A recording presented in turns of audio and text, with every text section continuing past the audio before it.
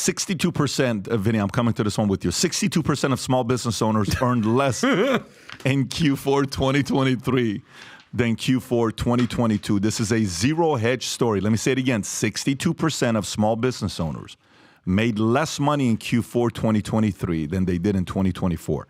A December small business revenue report by Alignable reveals that 62% of small business owners experienced a decline of revenue during Q4 2023 compared to last quarter. This figure is notably higher than 52% who had previously anticipated a disappointing fourth quarter. The primary concern among small business owners has shifted to ramping up revenue, overtaking worries related to inflation. Approximately 37% of those surveyed now engage in side jobs to, wow, that is insane. Small business owners, 37% are now engaging in side jobs. Like Uber.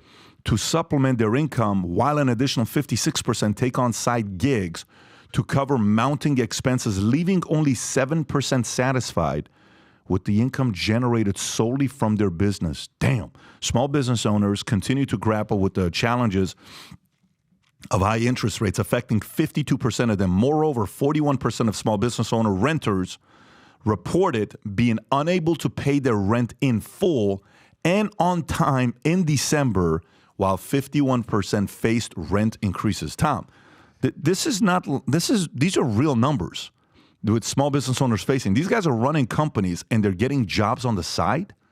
So I just called the White House and they said the economy's fine, and they hung up on me. Well, So in that case. Okay, then let's skip the story and go to the next. Okay. No, so here's what's going on.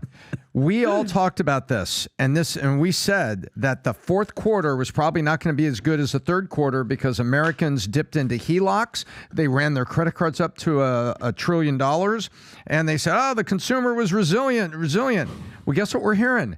We're hearing that Q4 was not the barn burner that Q3 was, and now small business people are hurting. We said Main Street is going to hurt. This is the economy coming home to roost, and this is consumer spending down in fourth quarter, and this is the small businesses are not worried about the inflation. Now they're worried about raising their revenue, and they had a decline in revenue in Q4 23 versus 22. What declined? Consumer spending. And so this is exactly what we talked about, that underneath the headlines for, wow, look at the S&P 500. Oh, you mean the S&P 7, the Magnificent 7, and NVIDIA chips that freaking drove that engine all year? You mean that?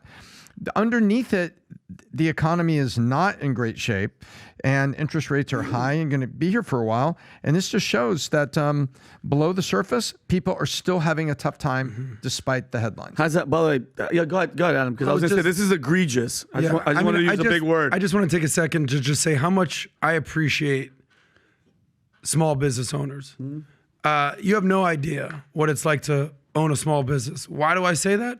I don't own a small business. I'm an intrapreneur. I'm not an entrepreneur. There's a difference. I've always been the number 2 guy or the top sales guy. I'm never the guy putting down the capital, taking on the risk. Okay? And to do that, and listen, all the guys we meet here at Valuetainment, everyone at the Vault, everyone at PBD Consulting, at Bet David Consulting, you have no idea how much respect I have for these guys. They lay it all on the line.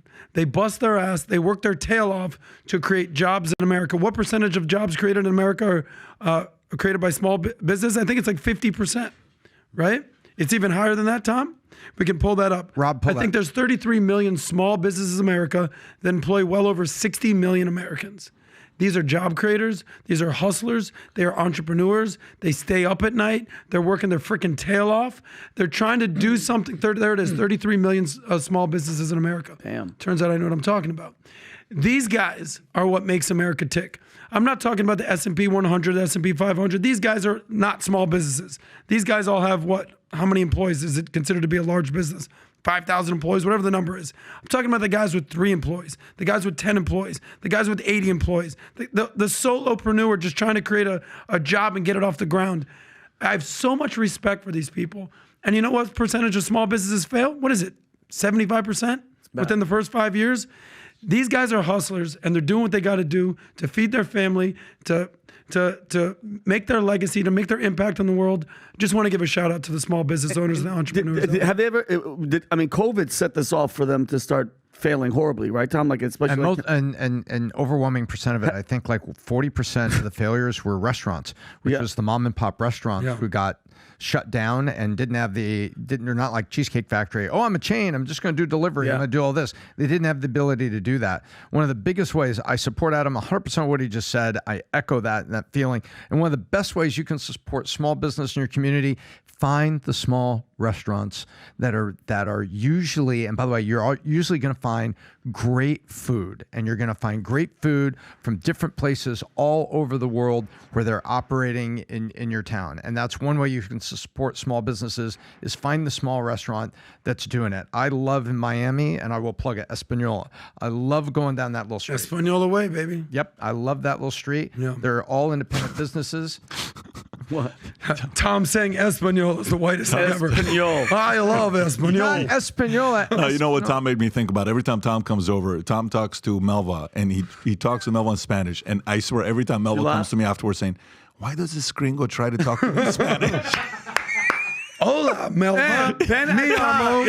Tomás. And I freaked her out. La comida es bueno. Like, Dame what un is this beso, guy por favor. doing? And I'm like, Melva, just he's making an effort, man. He's doing his thing. I freaked her out. I tried to say good morning. Apparently, I said there's a demon in the pool. So it's like, El queso está viejo y podrido. The cheese is old and moldy. So if you like this clip and you want to watch another one, click right here. And if you want to watch the entire podcast, click right here.